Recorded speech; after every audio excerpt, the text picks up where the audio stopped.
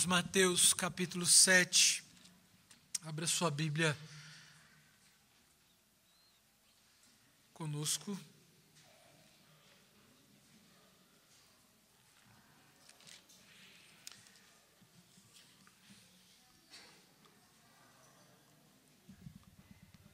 O slide está aí, Tiago.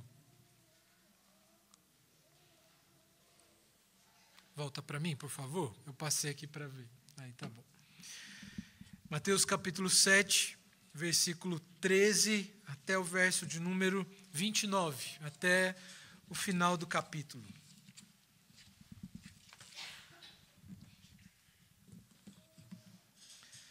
Diz assim o texto, irmãos. Mateus capítulo 7, verso 13 até o final do capítulo, verso de número 29. Diz assim: Entrai pela porta estreita. Larga é a porta e espaçoso o caminho que conduz para a perdição. E são muitos os que entram por ela. Porque estreita é a porta e apertado o caminho que conduz para a vida. E são poucos os que acertam com ela. Acautelai-vos dos falsos profetas, que se vos apresentam disfarçados em ovelhas, mas por dentro são lobos roubadores. Pelos seus frutos os conhecereis. Colhem-se porventura uvas dos espinheiros ou figos dos abrolhos? Assim toda árvore boa produz bons frutos, porém a árvore má produz frutos maus. Não pode a árvore boa produzir frutos maus, nem a árvore má produzir frutos bons. Toda árvore que não produz bom fruto é cortada e lançada ao fogo. Assim, pois, pelos seus frutos os conhecereis. Nem todo que me diz Senhor, Senhor, entrará no reino dos céus, mas aquele que faz a vontade de meu Pai, que está nos céus. Muitos naquele dia hão de dizer, Senhor, Senhor, porventura não temos nós profetizados em teu nome, e em teu nome não expelimos demônios, e em teu nome não fizemos muitos milagres? Então lhes direi explicitamente, nunca vos conheci. Apartai-vos de mim, os que praticais a iniquidade. Todo aquele, pois, que ouve estas minhas palavras e as pratica, será comparado a um homem prudente, que edificou a sua casa sobre a rocha. E caiu a chuva, transbordaram os rios, sopraram os ventos, e deram com ímpeto contra aquela casa, que não caiu, porque fora edificada sobre a rocha. E todo aquele que ouve estas minhas palavras e não as pratica, será comparado a um homem insensato, que edificou a sua casa sobre a areia. E caiu a chuva, transbordaram os rios, sopraram os ventos, e deram com ímpeto contra aquela casa, e ela desabou, sendo grande a sua ruína. Quando Jesus acabou de proferir estas palavras, estavam as multidões maravilhadas da sua doutrina, porque ele as ensinava como quem tem autoridade e não como os escribas. Vamos orar.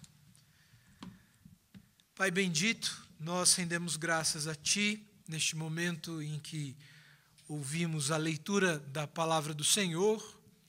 Oramos, ó Deus, para que o Senhor nos abençoe com a ação do Teu Santo Espírito, nos conduzindo à compreensão do texto sagrado e de tal forma que sejamos impactados pela Sua palavra.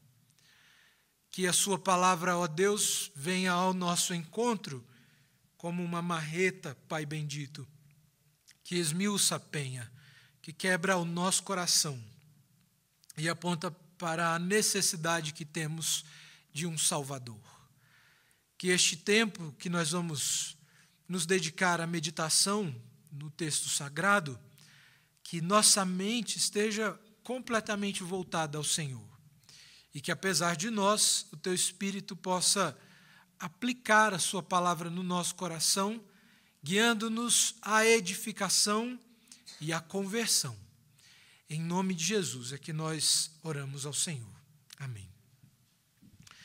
Irmãos, tem uma coisa que eu gosto, não só como pastor que tenta aprender cada vez mais sobre pregação, mas como crente, algo que eu gosto muito é de sermões. Gosto muito de ouvir sermões. Às vezes ouço alguns na internet. Graças a Deus, hoje em dia, apesar de termos uma grande quantidade de sermões ruins na internet, a gente tem também muita coisa boa. Graças a Deus por isso. E alguns sermões que ouvi na minha vida me impactaram muito, principalmente depois que eu vim para o seminário. Eu me lembro de alguns.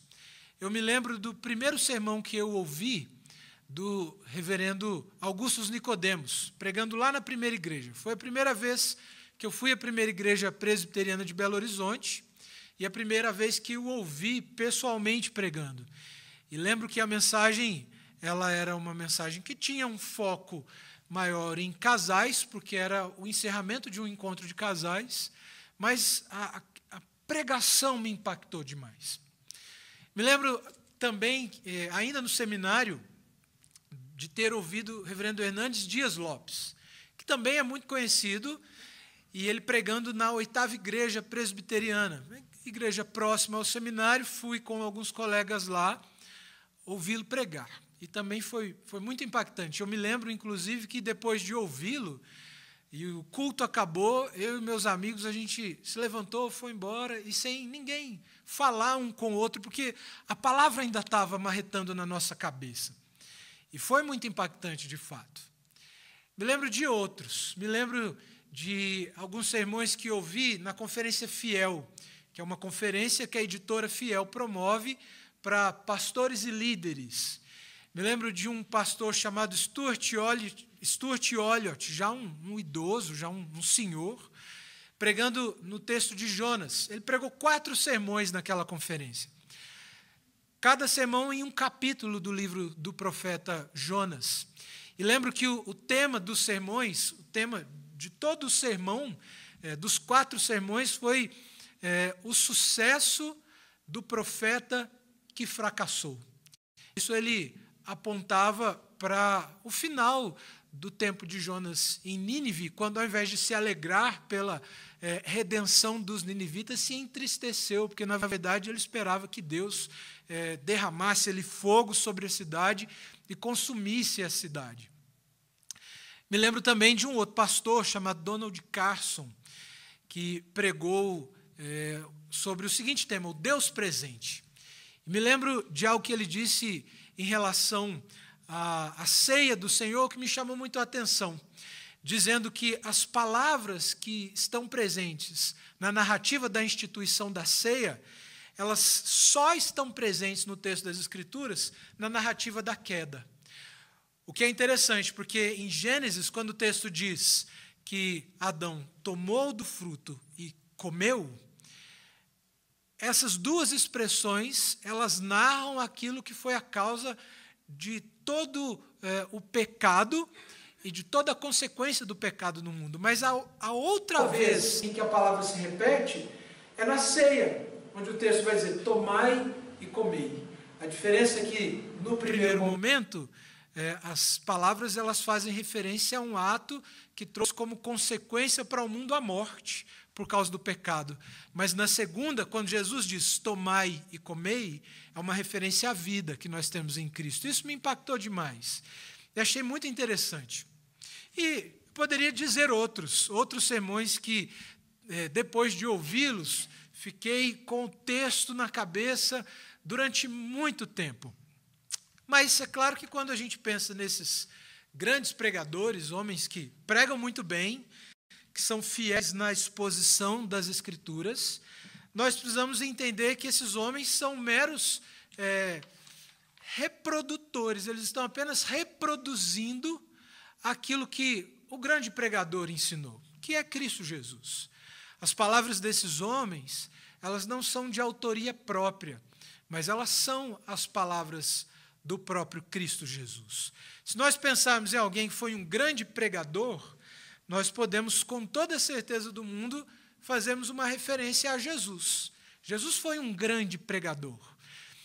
Não apenas pela forma que ensinava, mas a forma é importante na própria pregação, na mensagem de Jesus, mas por aquilo que Jesus ensinou. O texto que nós temos diante de nós, o texto que lemos, ele é o término ou a conclusão de um grande sermão que Jesus pregou, que é o Sermão do Monte, é o Sermão da Montanha. Ele é um grande sermão, tanto porque é um sermão grande, porque nós vemos aí 2 capítulos, na verdade 3 capítulos, o 5, o 6 e o 7, que narram esse grande sermão que é conhecido como o Sermão do Monte ou o Sermão da Montanha. Foi um sermão extenso que Jesus pregou. Mas ele é também um grande sermão por causa das coisas, dos princípios que Jesus ensinou ali naquele sermão. Princípios elevados demais para nós, princípios diferentes, estranhos demais para nós, homens falíveis, tomados pelo pecado, completamente, totalmente corruptos. Por exemplo, Jesus ensinando no Sermão do Monte que nós devemos amar os nossos amigos e orar pelos que nos perseguem.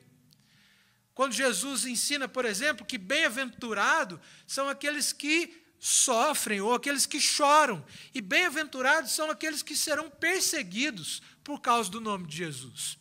Que princípios extraordinários, que princípios estranhos para nós, que temos uma perspectiva muito diferente daquela que Jesus ensinou, de serviço, de mansidão, de humildade, de simplicidade no nosso viver diário. Jesus, de fato, ensinou para nós coisas extraordinárias nesse grande sermão.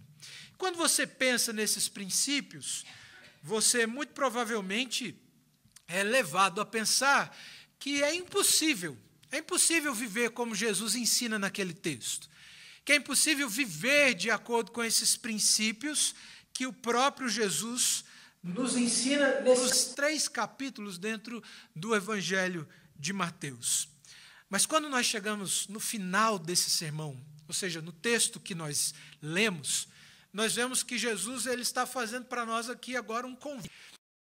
Depois de ter ensinado esses grandes conceitos do reino de Deus, ele agora faz um convite, ele nos chama a participar desse reino, ele nos chama a sermos cidadãos deste reino sobre o qual ele é o próprio cabeça. Embora os preceitos de fato sejam elevados para nós, o que Jesus faz é nos chamar a aderir a esses preceitos. Nos chama a entrar neste reino sublime, o reino de Deus, e tendo como cidadãos desse reino esses princípios e valores que de fato são elevados demais para nós.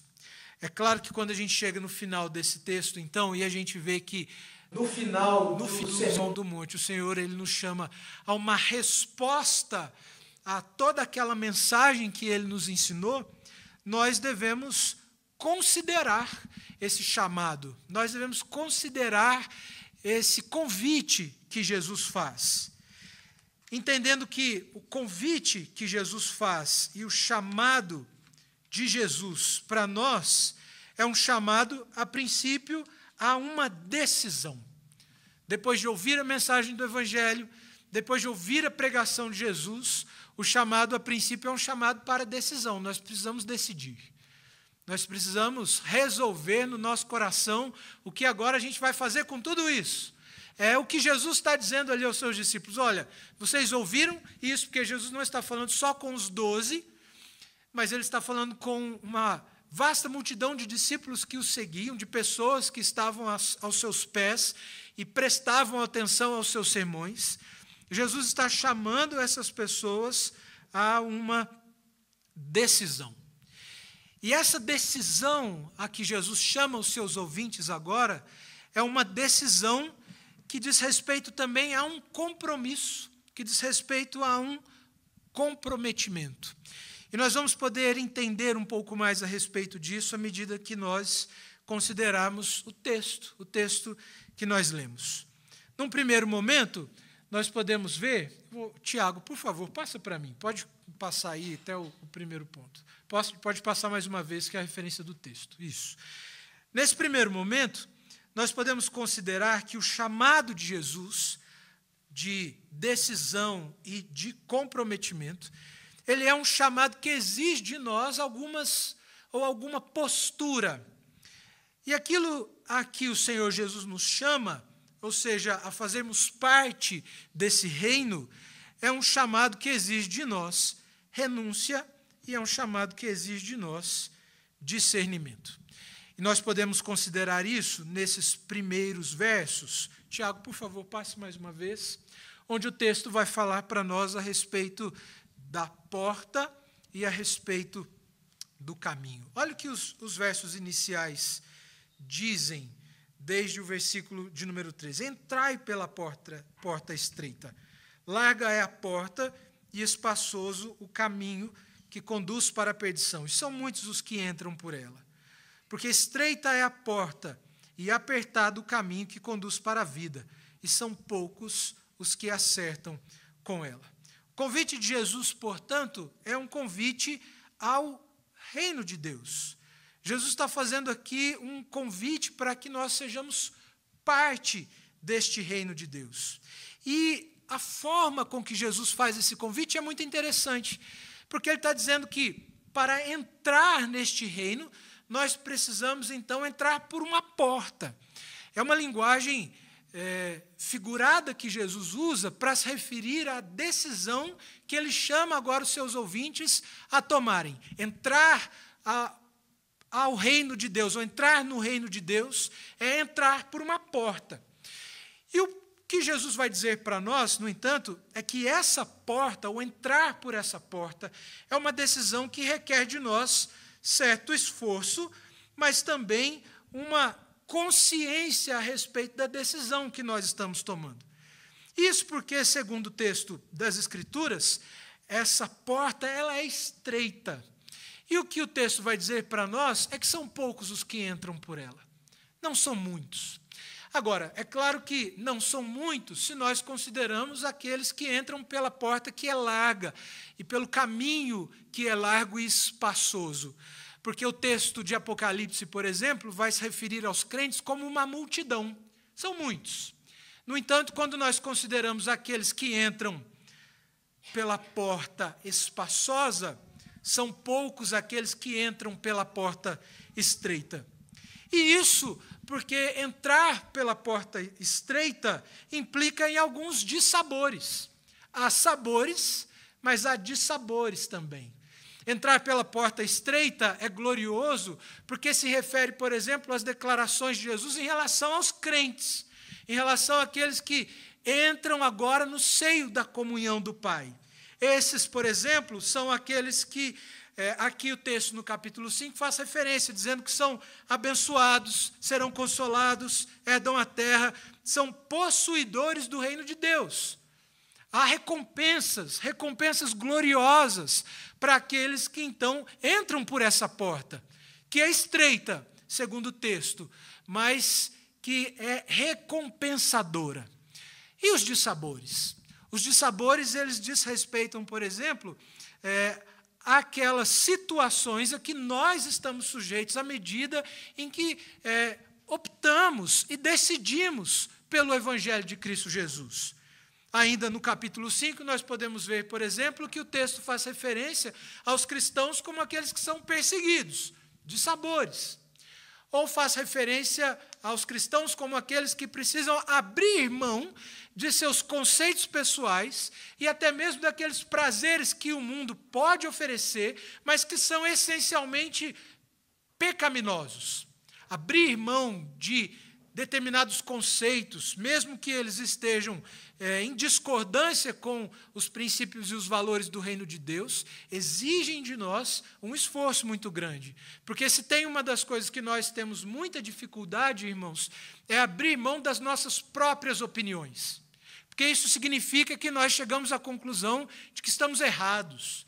E dificilmente nós chegamos a essa conclusão em relação às nossas posturas, nossos valores e nossos conceitos. Dificilmente. E isso, é claro, aponta para o nosso orgulho. Não apenas abrir mão de valores é difícil, mas abrir mão de comportamento e principalmente daquelas situações que nos favorecem em alguma forma, ou de alguma forma, em algum sentido. Mas o fato é que aqueles que entram por essa porta, eles conseguem considerar a sua própria vida e, ao se autoavaliarem, chegam à conclusão de que há necessidade de abrir mão de algumas coisas, talvez da maioria delas, para que você possa passar por essa porta. É a ideia de que talvez você tenha muita bagagem com você, e aí você tem que passar por uma porta, mas se você não tirar aquela bagagem toda, você não consegue passar.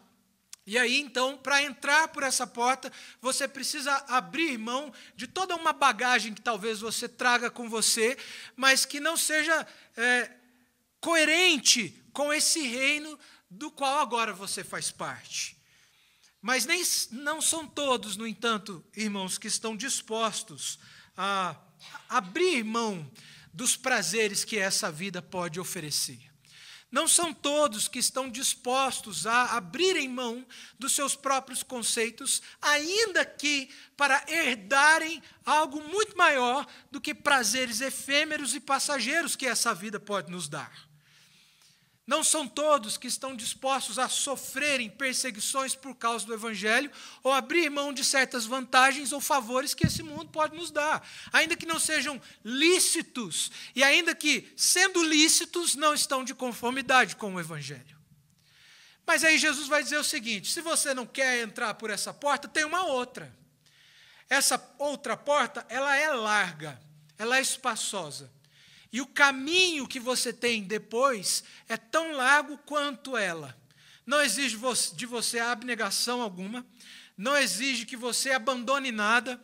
Muito pelo contrário, te estimula a viver do jeito que você bem entende, desde que isso lhe cause felicidade ou algum prazer. Mas eu quero chamar a atenção aqui ao destino a que esse caminho conduz. É interessante, porque quando o texto fala a respeito da porta e do caminho, ele fala da porta como aquela que dá acesso ao caminho, que conduz a algo. E aí, nesse caso, o texto vai dizer que a porta estreita, que nos leva para um caminho estreito, que nos conduz a algo, é a porta que reserva para aqueles que entram por ela um tesouro glorioso, a vida eterna. Aqueles que entram por essa porta e se dispõem a caminhar por essa estrada, que é estreita, que é apertada, recompensa esses homens com uma herança incorruptível que está reservada para eles no final dessa estrada.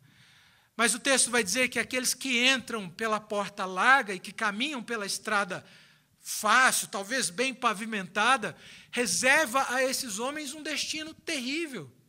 E aí, irmãos, quando nós olhamos para esse texto, nós podemos entender claramente que o texto está falando para a gente aqui a respeito de céu e de inferno.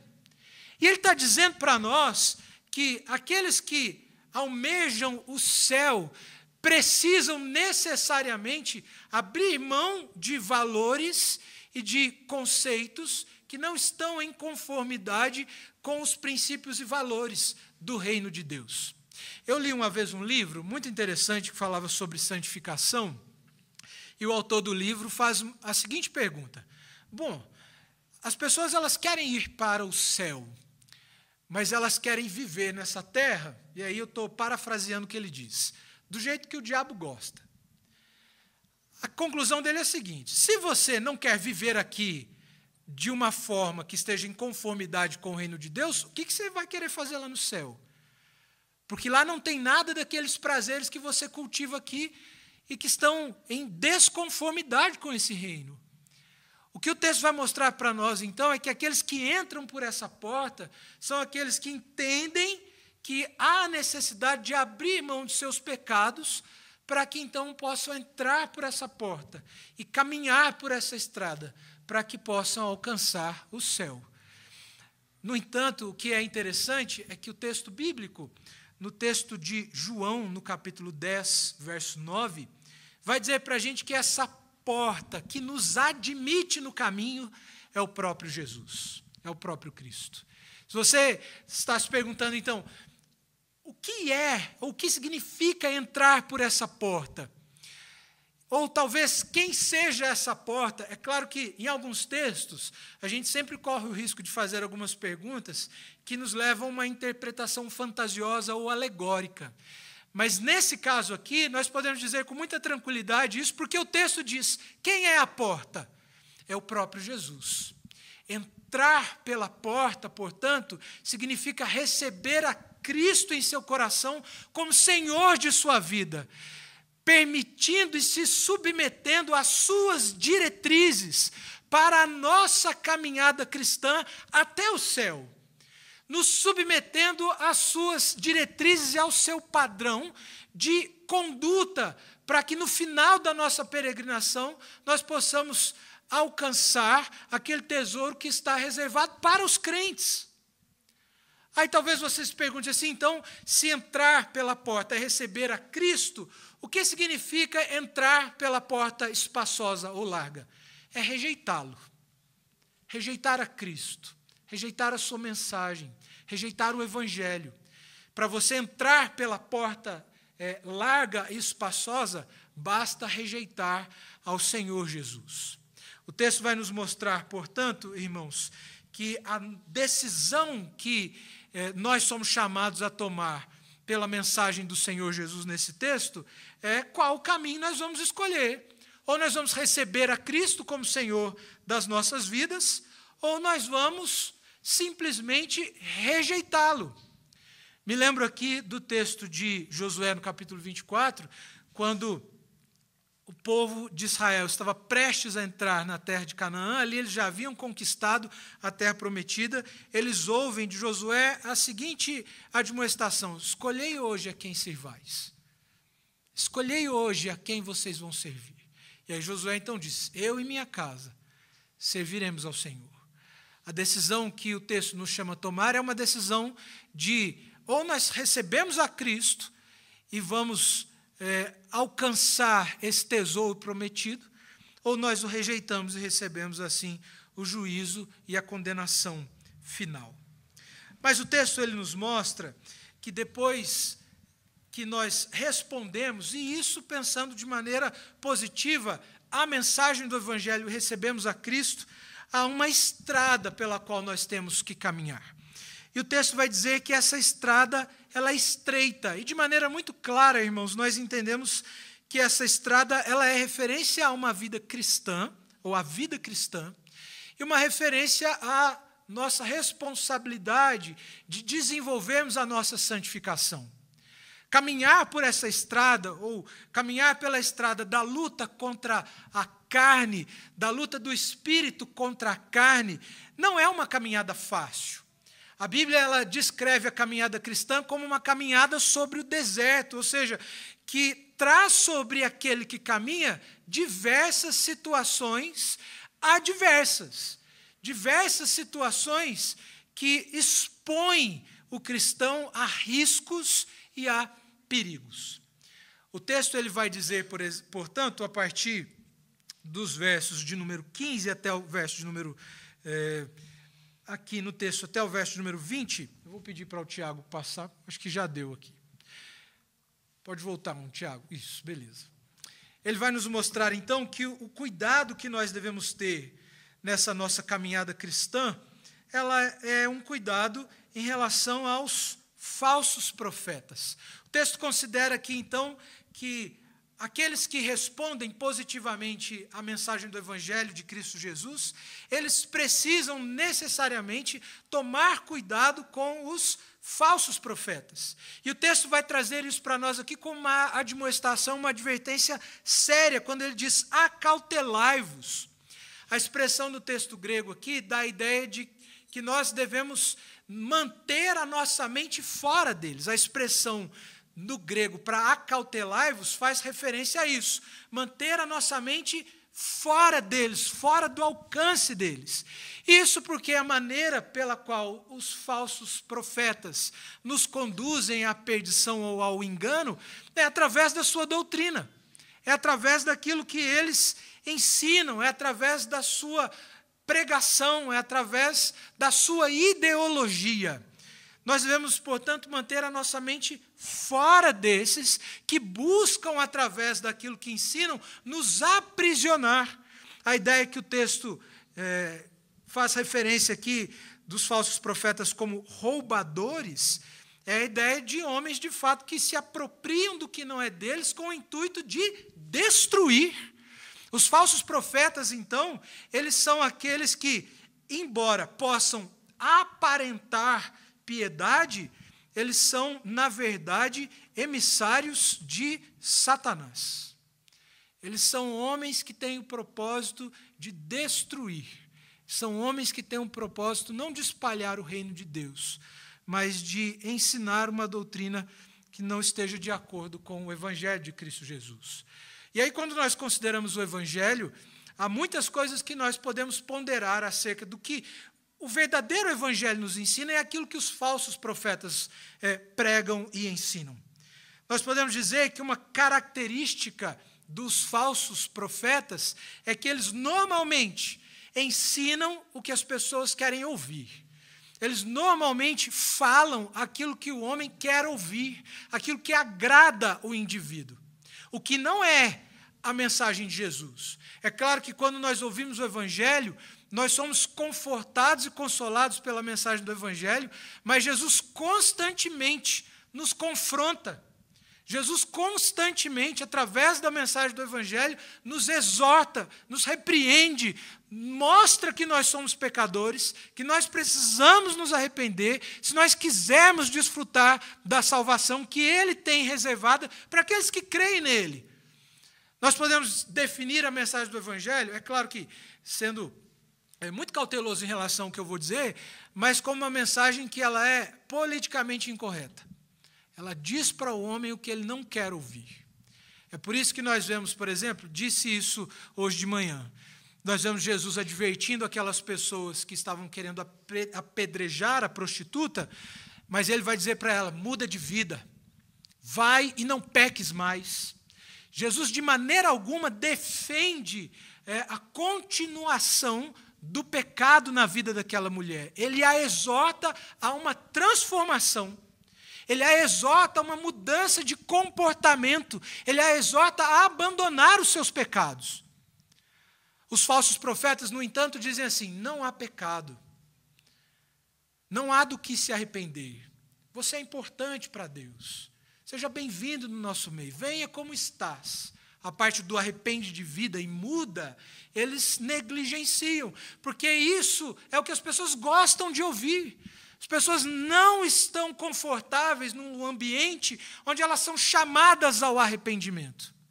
E aí, quando disse que gosto muito de ouvir sermões, porque eles me impactam de alguma forma, lembro de alguns sermões de Jesus, que ao invés de causar resultados positivos, vamos dizer assim, ao invés de encher a igreja, esvaziava. Há um momento, por exemplo, em que as pessoas, depois de terem ouvido a mensagem de Jesus, elas se levantam e vão embora. E aí Jesus vira para os seus discípulos e fala assim, vocês querem ir embora também? A ideia é, se vocês quiserem ir, podem ir. Mas Pedro, naquele momento, ele vai dizer assim, para onde iremos? Se só tu tens as palavras de vida eterna. Embora palavras duras que confrontam o homem, são a verdade. E a verdade, doa a quem doer, gostemos ou não, é aquilo que pode transformar as nossas vidas. E a verdade nem sempre, irmãos, diz que nós estamos certos. Quando nós pensamos no Evangelho, normalmente ela diz o contrário. Somos pecadores e precisamos de arrependimento. Uma forma, então, de atentarmos para aquilo que os falsos profetas ensinam é considerar, uma forma de nós diagnosticarmos, na verdade, aqueles que são os falsos profetas. E isso é importante porque eles não aparecem como nós vemos nos filmes de terror, né? O diabo cheio de chifres, com cauda e um tridente na mão. Eles aparentam piedade. Eles aparentam a verdade, mas pregam a mentira. Então, uma forma de nós considerarmos se são ou não é considerando aquilo que eles ensinam. Mas há algo que o texto nos chama a atenção também, é a importância de nós considerarmos o seu comportamento.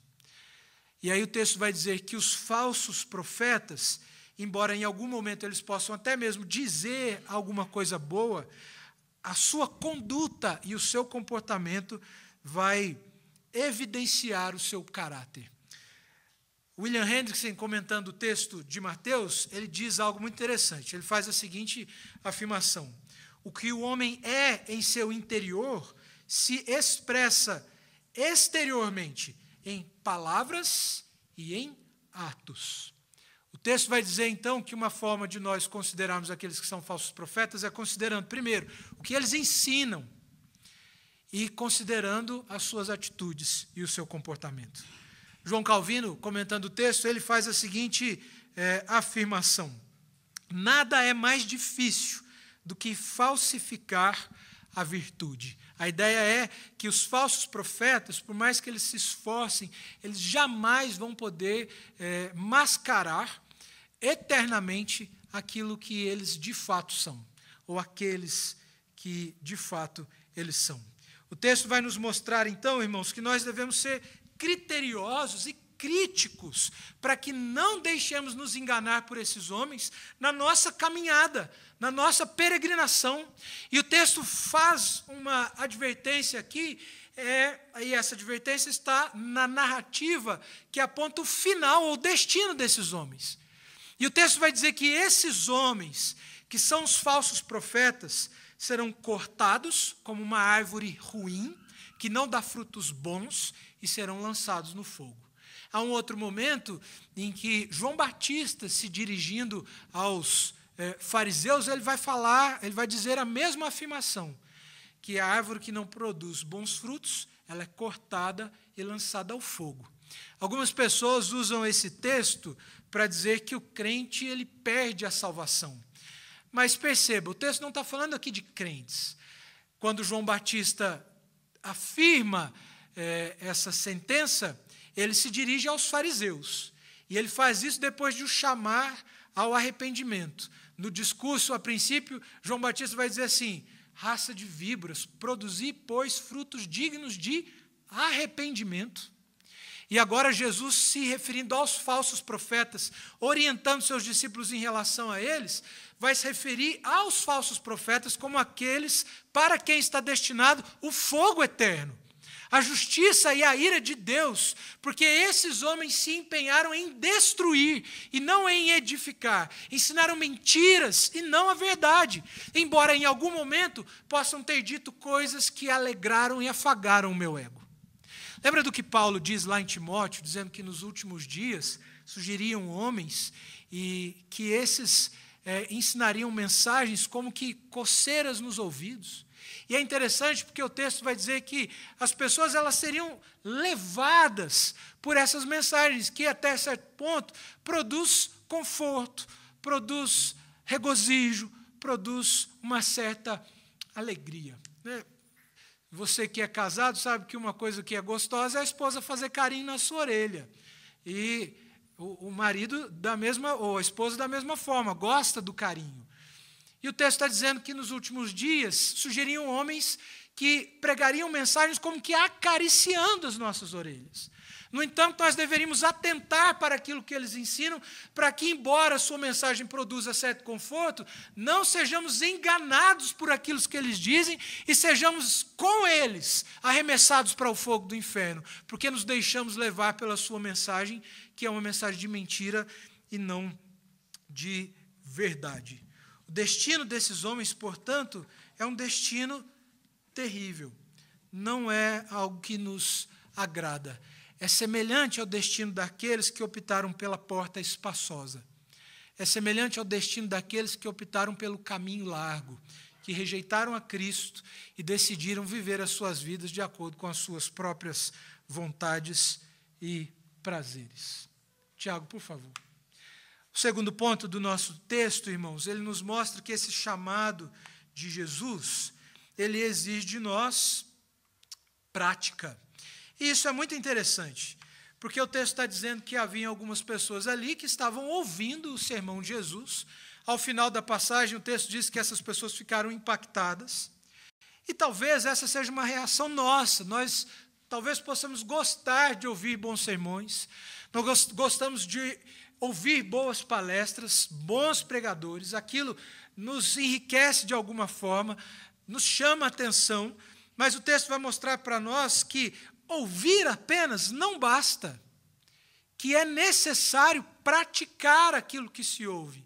E isso é algo extremamente claro no texto do Evangelho. Nós podemos gostar de ir à igreja, nós podemos gostar de ouvir sermões, nós podemos gostar de falar sobre Jesus, sobre Deus, podemos gostar da vida eclesiástica, da vida na igreja, das conversas teológicas, mas o texto vai dizer para nós que nada disso tem valor se não estiver aliado à prática. Nada disso. E ele vai mostrar ainda que talvez você possa ter muito conhecimento teológico, mas que isso também não significa nada. Vai mostrar que você pode ter tido experiências extraordinárias, mas que sem a prática isso não tem valor algum. E o texto nos ensina isso, irmãos, a partir de uma perspectiva que nós chamamos de escatológica. O texto vai dizer assim, a partir do versículo 21. Nem todo que me diz Senhor, Senhor, entrará no reino dos céus, mas aquele que faz a vontade de meu Pai, que está nos céus. Muitos, naquele dia, a expressão naquele dia que nós encontramos aqui, é uma referência à segunda vinda de Cristo. O dia em que aqueles que entraram pela porta estreita e aqueles que entraram pela porta espaçosa estarão diante do Senhor para prestar contas a Ele de suas próprias vidas e da maneira com que viveram as suas vidas. E aí o que é interessante é que o texto está fazendo referência aqui a algumas pessoas, e aí, a princípio, esse texto nos remete de uma maneira muito clara aos falsos profetas, os versículos anteriores, aqueles que em nome de Jesus expulsaram demônios, aqueles que em nome de Jesus fizeram muitos milagres, aqueles que em nome de Jesus fizeram coisas maravilhosas. E o apelo desses homens nesse texto é um apelo de quem tem a consciência daquilo que lhe está reservado. E muito provavelmente o texto faça uma referência aqui a dois tipos de pessoas. Aquelas pessoas que morreram e que tiveram suas almas lançadas no inferno, mas que na segunda vinda de Cristo, tendo sido ressuscitadas, estarão agora diante do Supremo Juiz para receberem a sentença final. E já tendo experimentado o juízo de Deus sobre suas almas, clamam a Deus agora, reivindicando algum mérito, para que não sejam final e eternamente lançadas no inferno, não apenas em alma, mas também em corpo. Mas o texto também pode se referir àqueles que, tendo consciência daquilo que lhes reserva, ainda não morreram, mas estavam vivos no momento em que Jesus veio, mas que agora, da mesma forma, apelam a Deus, reivindicando algum mérito que lhes torne merecedores do reino de Deus e não da condenação eterna. Mas a esses que fizeram muitos milagres, esses que fizeram grandes coisas, que expulsaram demônios, que ensinaram talvez nos púlpitos, mas que tinham uma vida promíscua, o texto vai dizer que a palavra de Jesus a esses homens é: apartai-vos de mim, vós que praticais a iniquidade.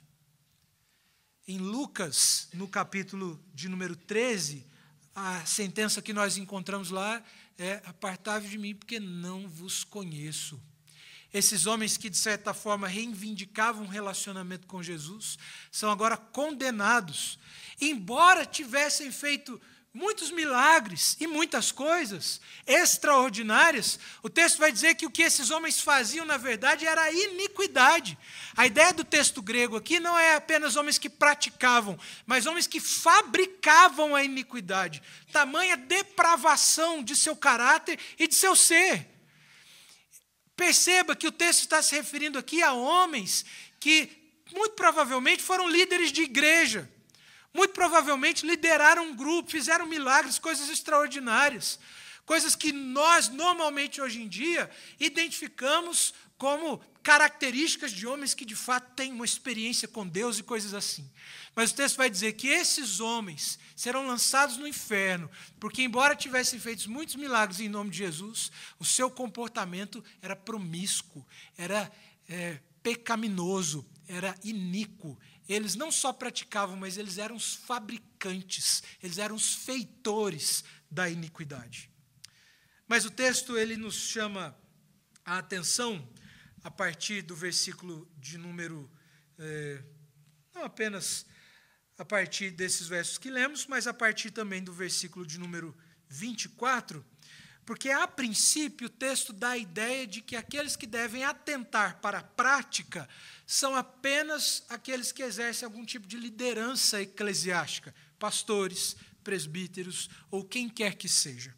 Mas, a partir do versículo de número 24, o que nós vemos aqui é que o texto vai fazer uma referência à humanidade de modo geral.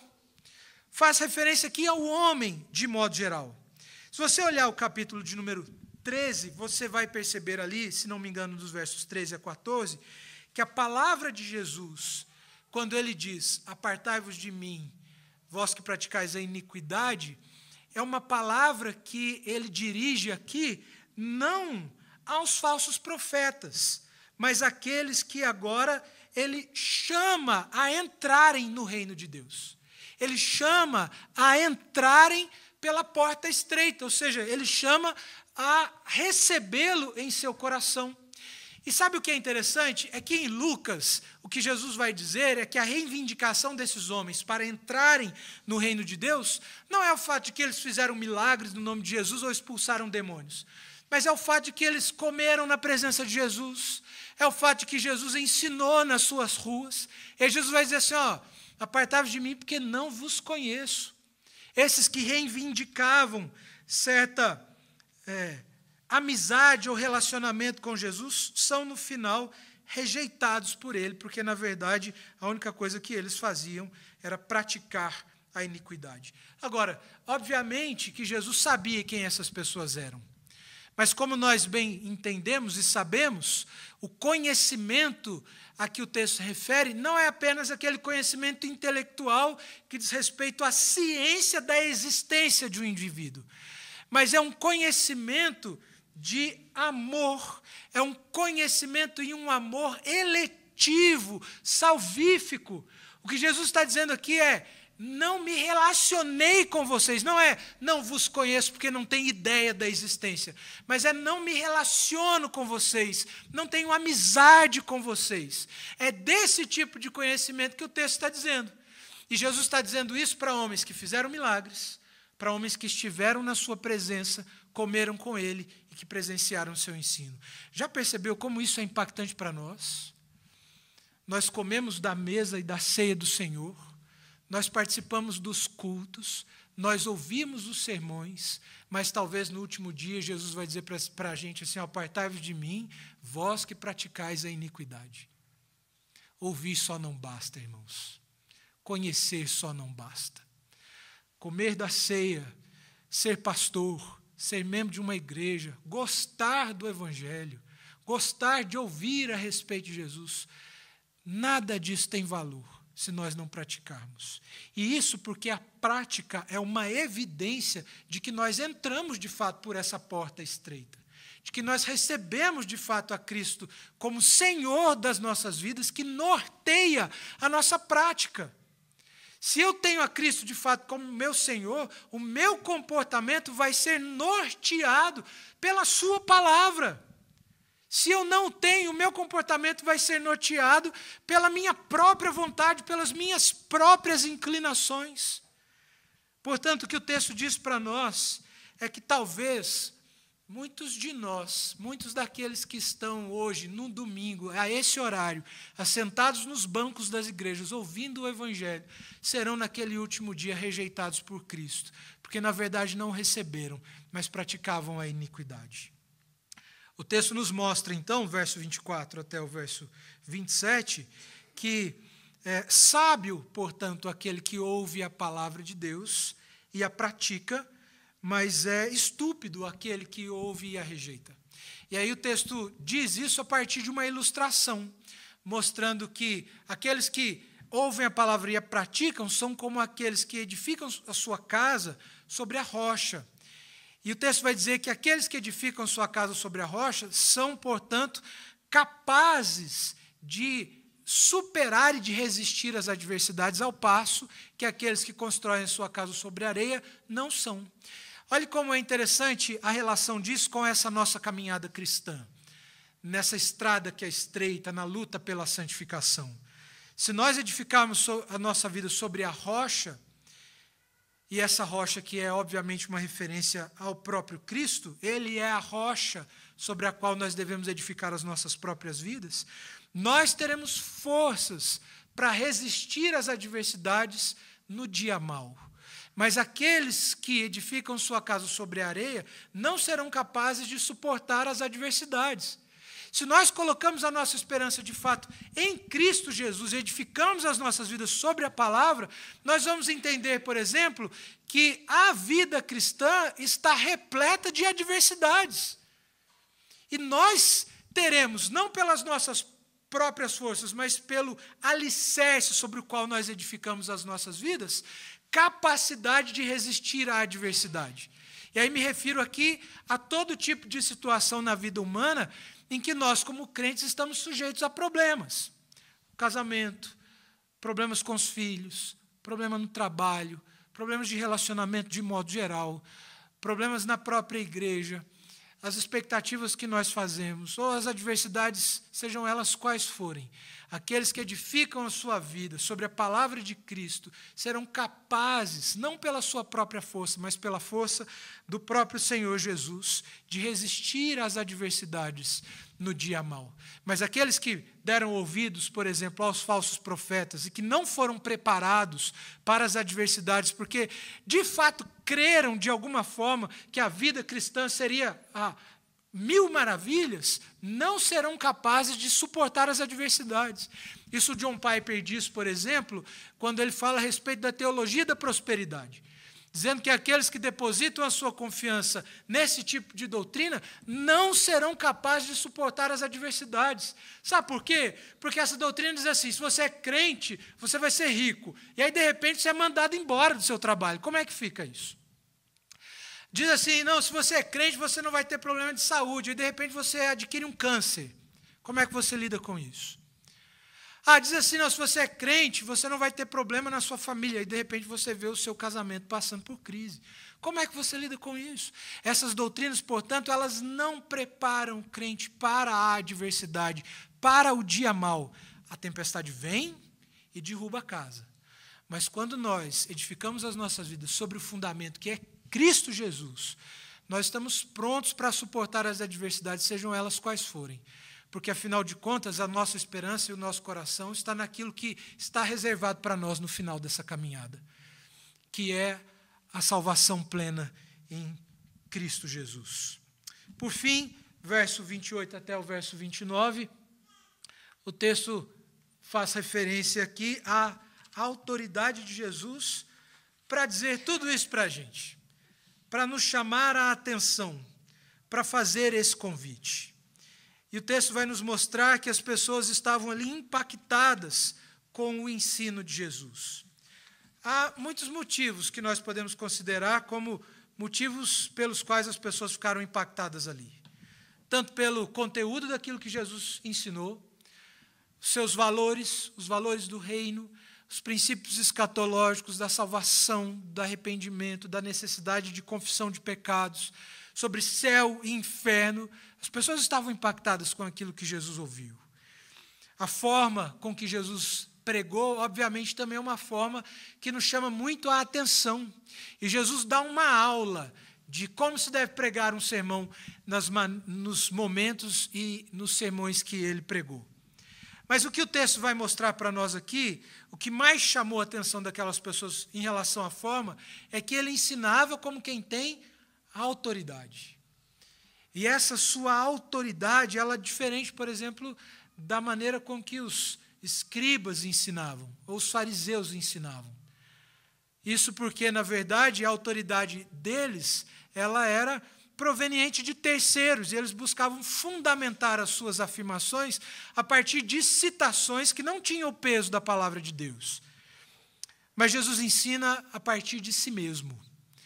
Embora fundamentado na palavra, porque os ensinos de Jesus são ampla e completamente fundamentados no Antigo Testamento, Jesus ensina com a autoridade de quem é o autor da palavra, de quem é Deus, de quem é o Messias, de quem tem autoridade e, de fato, naquele dia estará diante dos homens para destinar ao céu aqueles que passaram pela porta estreita, mas para lançar ao inferno aqueles que rejeitaram a sua mensagem. É com essa autoridade que Jesus ensina, com a autoridade de quem pode salvar, mas com a autoridade de quem também pode condenar e lançar no inferno. A palavra final no texto que nos diz que aqueles homens ficaram impressionados, a ideia é de que eles ficaram fora de si. A ideia do texto grego, ela sequer pode ser traduzida de forma literal, porque traz uma expressão que não é comum para nós. Mas a ideia é de homens que ficaram fora de si, estagnados por aquilo que Jesus havia ensinado. Mas perceba que o texto não fala aqui que esses homens se arrependeram dos seus pecados.